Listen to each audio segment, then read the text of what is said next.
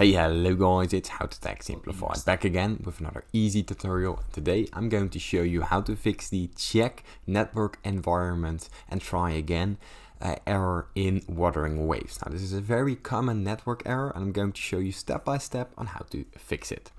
Now the first step that you want to take is actually closing down the Wuthering Waves application completely, so that all these settings will work on the Wuthering Waves. Now, first off, go to the bottom of your screen and show the hidden icons. Here we see the Wuthering Waves icons, right click it and press exit. Now what we want to do next is simply head down to the search bar and type in the settings. Now this will come up with all the system settings of our Windows display. Now here we go to the network and internet because we want to make sure that we're not on a hotspot, for example. A hotspot can interfere with your stable connection and will probably cause the issue.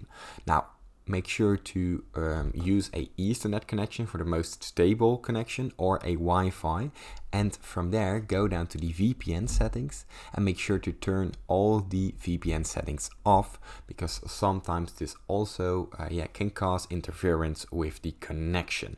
Now let's say this still doesn't fix the issue. You could also try using a VPN.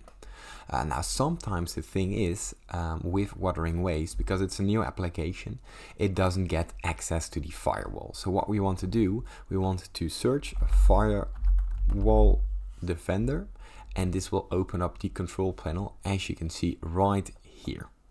Now what we want to do is actually allow an app or feature to the Windows Defender firewall. Now here you see all the applications on my system, and what we want to do, we want to search for Wuthering Waves. Now simply press W, and here you can look through all the applications with a W, and here you can see that my Wuthering Waves is allowed in the public firewall. We also want the private firewall to be allowed. So simply double press it, go to the network types, and here change the settings. Go to the change settings right here, and now we can actually allow Wuthering Waves in the private section. So simply change the settings so you have allowance for it, and then change it to the private, and from there press OK. Now if you couldn't find it, simply go and allow another app, and what you want to do is you want to browse through your Windows directory and look for the Wuthering Waves folder and allow the firewall to have access to that folder.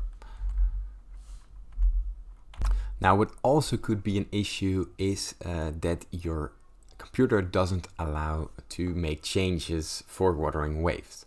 So what we want to do is we want to run Wuthering Waves as administrator. So simply head down to the search bar, type in Wuthering Waves, and as you can see here, the application comes up. Right click it and open up the file location.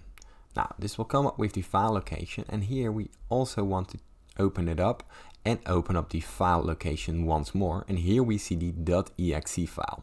Now what we want to do, we want to head down to the properties, and here we have the properties. Now we're going to the compatibility tab, and inside the compatibility tab we can allow this program to always run as an administrator.